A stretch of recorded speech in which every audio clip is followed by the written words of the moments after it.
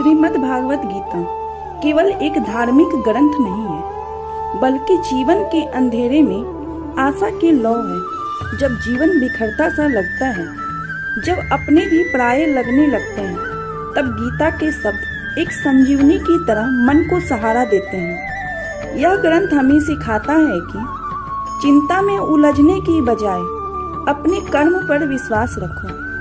फल की आकांक्षा को छोड़कर बस सच्चे मन से कर्म करते जाओ। जब दुनिया के मोह और माया में हम अपने वास्तविक स्वरूप को भूल जाते हैं, तब गीता आत्मा की स्थिरता की याद दिलाती है।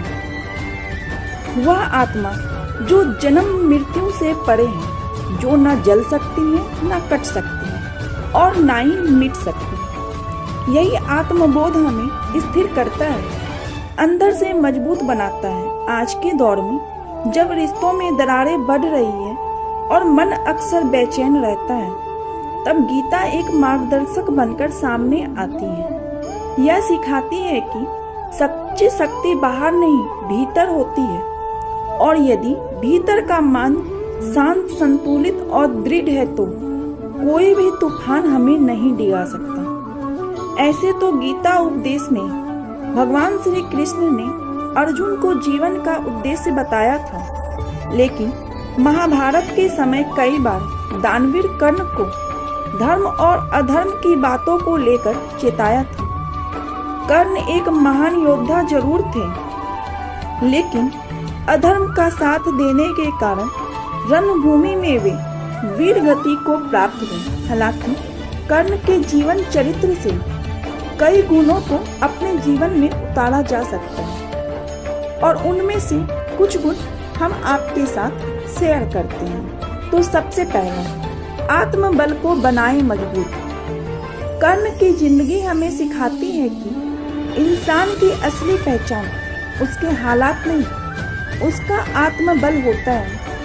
कठिन से कठिन वक्त में भी कैसे अपने निर्णयों पर अडिग रहा जा सकता है, ये हमें कर्ण से बेहतर कोई नहीं सिखा सकता।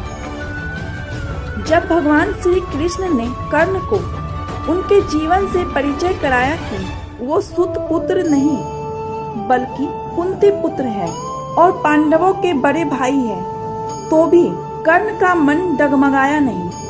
एक पल के लिए उसका मन जरूर विचलित हुए, पर उसने अपने जीवन के हर फैसले की जिम्मेदारी खुद ली और अपनी निष्ठा, अपने वचनों से पीछे नहीं हटे। नंबर 2, हारने के बाद भी कोशिश ना छोड़ें। अगर हार सामने खड़ी हो, तब भी कोशिश छोड़ देना एक योद्धा की पहचान नहीं होती। कर्ण ने यही करके दिखाया। उन्हें भली भांति ज्ञात था कि यह युद्ध धर्म और अधर्म के बीच है, और अधर्म की ओर खड़े होकर जीत की कोई संभावना नहीं। फिर भी कर्ण ने मैदान नहीं छोड़ा। कर्ण जानते थे कि पांडव ही विजयी होंगे, क्योंकि उनके साथ धर्म है, श्री कृष्ण है। फिर उन्होंने दुर्योधन का साथ नहीं छोड़ा, क्योंकि उस पर दुर्योधन ने तब भरोसा किया था जब पूरी दुनिया ने उन्हें ठुकरा दिया था। नंबर 3, वचन सिर्फ शब्द नहीं है। दानवीर कर्ण की जिंदगी हमें यह गहरी सीख देती है कि वचन सिर्फ शब्द नहीं होते, वो एक जिम्मेदारी होती है। कर्ण ने हमेशा अपने वचनों को जीवन से ऊपर रखा, चाहे हालात कितने भी कठिन क्यों ना हो जाए। उसने कभी अपने कहे हुए शब्द से पीछे हटना नहीं सीखा। उन्होंने न सिर्फ अपना धन, बल्कि अपने अस्त्र शस्त्र, यहाँ तक कि अपनी जान तक दान में दे दी। उनकी निष्ठा, प्रतिबद्धता इतनी अटूट थी कि मौत की साया में भी वह अपने वचन से नहीं डिगमिगाया। तो प्रिय दोस्तों, ये थी हमारी आज की छोटी सी वीडियो। कैसी लगी आप लोगों को कमेंट करके जरूर बताएं, और कमेंट बॉक्स में जय श्री कृष्ण जरूर से टाइप करें। मिलते हैं इसी तरह फिर किसी न्यू वीडियो में। तब तक के लिए bye bye. Thanks for watching.